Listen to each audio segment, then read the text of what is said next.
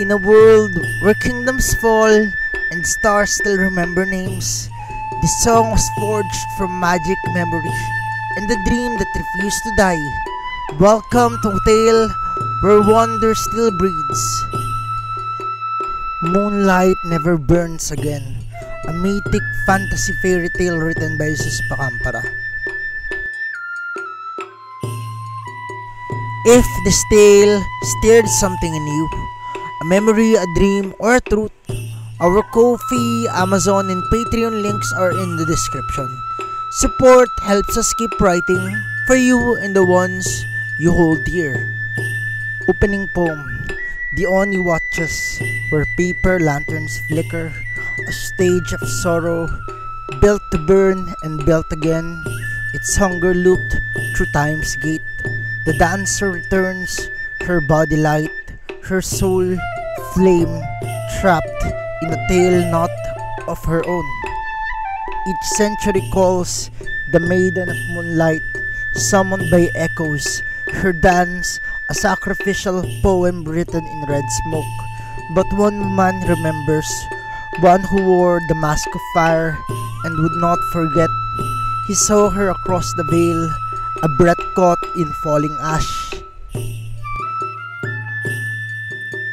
Two versions of self, the coward and the witness, stand with joined purpose, not for honor, not reverence, but love that transcends the script. Their blades are the rhythm, their shield, a vow never said, but always burning. The Oni, eater of myths, is bound by their melody. There she rewrites fates in mid-dance. She turns reaching, not alone this time. She dances not for the dying, but for dawn and he with her. He never believed in ghosts, not the kind that rattle chains or moan through doors, but there were stories that clung like cobwebs to a place, tales that walked the grain of floorboards, that curled behind torn curtains and dusty balconies, waiting for someone who still knew how to listen. That was what drew Jess to the theater, not the ones rebuilt in glass and LED lights, but the quiet stages no one remembered, where the past still murmured in sandalwood and sighs.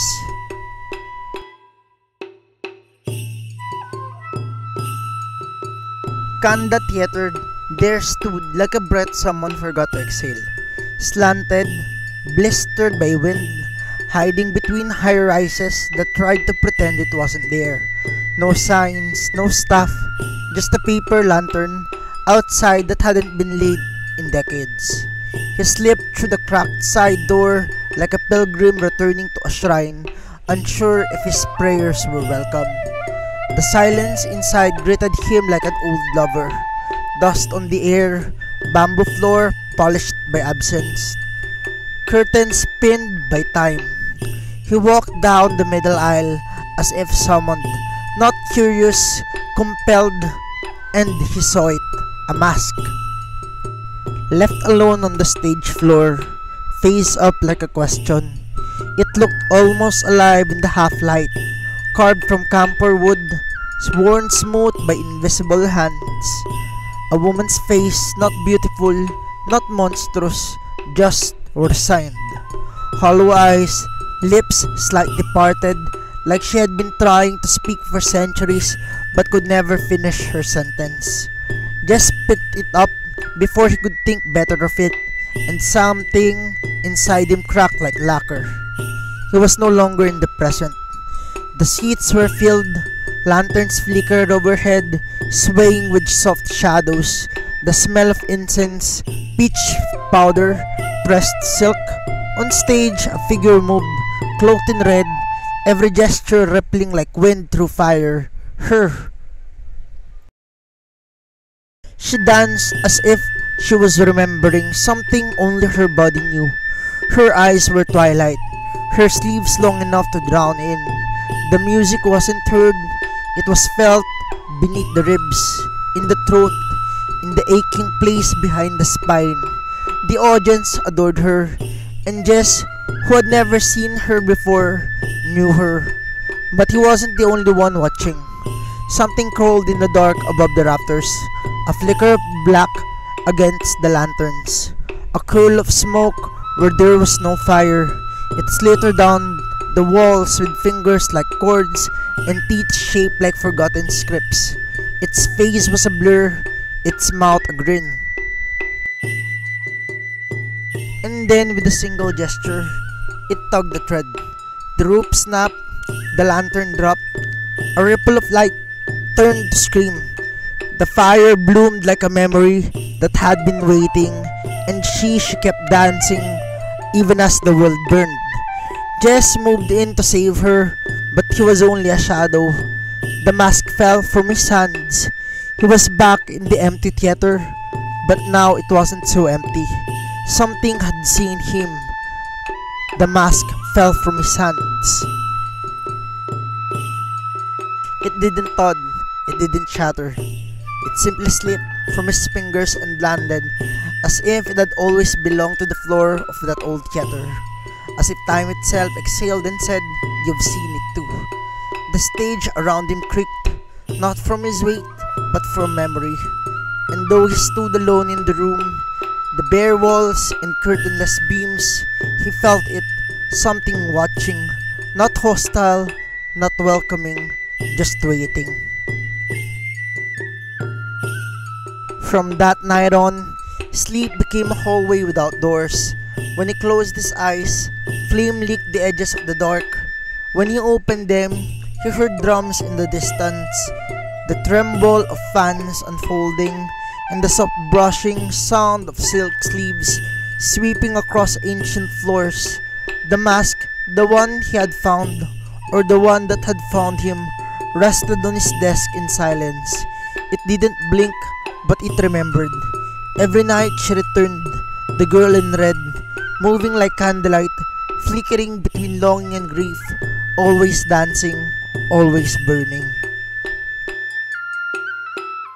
He could never reach her. The dream would end where it always did. Fire climbing the rafters, the stage collapsing, her silhouette fading behind the smoke. A scream, hers or his, caught in his throat like a forgotten line from a poem he used to know by heart. And every morning, he would wake up to the same question curling inside his chest like a secret. Why her? Why now? Why me? He couldn't answer, but he could follow, so he left for Kyoto. Not to escape, but to remember something older than grief. In the quiet halls of a museum, forgotten by tourists, past scrolls too faded to translate. Behind a sliding Fusuma door cracked with age, he found it again. Another mask, cracked, displayed behind the glass like an apology. But the shape of its cheek, the sorrow at its mouth, he recognized it. He reached toward it, and the light in the room changed. Not brighter, not dimmer, just older, warmer, like the earth itself carried incense from another life. He didn't touch the mask, he touched the memory. And suddenly, the room wasn't the room anymore. She danced, he ran, and in the smoke, the thing waiting in the rafters revealed itself. Not a demon in the way children fear demons, but something quieter, more patient, something that didn't feed on flesh but on repetition. An on, yes, but not a fire of endings and failed ones. It didn't kill, it rehearsed. It watched the story, changed a thread, waited for the applause. It was a playwright that never accepted the curtain call, a parasite that fed on tragedy perfectly repeated. Every century, it returned, pulled one string, altered one cue, the script changed, the fire remained, the dancer died, the audience wept, and somewhere in the corners of the smoke, there was always a man, always him, just too late. But now Jess had seen it, now he knew, and knowing meant that he could choose, not out of valor, but because the weight of her name had begun to carve itself across his heart like kanji into wood. Because in the dust of all those burnt performances, love had begun to bloom. The night of the gala came not with fanfare but with stillness, the kind of silence before the snow falls, the kind theaters hold in their bones after too many stories have ended in smoke. They reopened Kanda Theater, painted the walls, rewired the stage, put up banners that promised rebirth, but just knew better. History doesn't die when you repaint the beams. It waits behind the curtains, eyes closed, counting down the beats. Yung Sun entered in crimson silk, her hair tied with ribbon as if pulled from another era. Her steps were quiet, deliberate. The air shifted around her as though it recognized her. The stage remembered her weight, her warmth. She didn't smile, but she didn't need to. She had already begun the dance. Jess stood in the wings, the mask in his hands like a second heartbeat. He had mapped the theater 100 times since the vision, marked every lantern, memorized every fixture, studied every possible failure, and then he felt it, that presence above, familiar now, a shadow that had worn too many faces. The Oni, patient as ever, curled above the rigging, waiting for one tweak, one line, one rope. The shift came like a breath sucked in too hard. The cord twitched, the flames sparked, and Jess moved, not with fear, but with fury.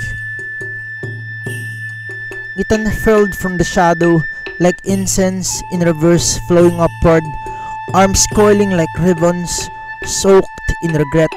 Its face was not grotesque, only unfinished, as though tragedy had painted it halfway and never had the heart to stop. Eyes like ink that refused to dry, a grin so thin that it could cut parchment. It moved like a question, like a script, flipping pages because it recognized him. This Jess was not the one who ran too late. This was the one who read ahead. And now the Oni hesitated. It had written him into this part, of course. It knew his fear, his grief, his devotion, too fragile to fight with. But this version, this man standing barefoot in the light, holding the mask not as armor but as memory. This one refused the role. Jess lifted the mask, not to wear but to offer, as if to say, "You may know me but I remember you." And the mask pulsed, not with magic, not with fury, but with every heartbreak the theater had swallowed and never returned. The Oni drew back. Below Yongsun turned. She was still mid-spin, her sleeves trailing flame like falling banners. Her hair loosed itself slightly, a ribbon trembling loose. Her eyes found him and she froze. The music did not. It kept playing, like fate insisting the show must go on. But for the first time, she did not listen.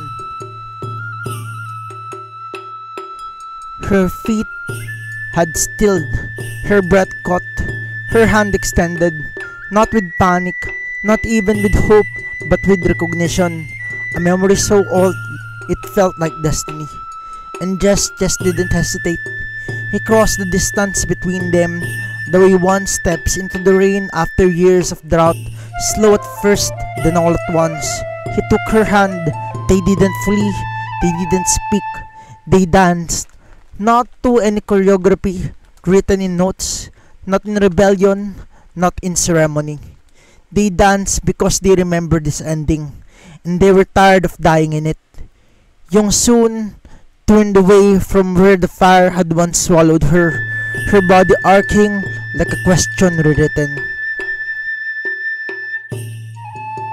Jess followed, matching the curve of her motion, like wind catching a flame, not to consume it but to cradle it. Her sorrow unfolded in a single step, quiet, devastating, true. He answered not with speed, but with rhythm, with reverence, with the steadiness of someone who knew what it cost her to still be here. They circled each other slowly, not fast, not dramatic, deliberate. Each gesture wrote something new across the old script. Each breath rebalanced the stage, and every fingertip was a brushstroke on the parchment of memory.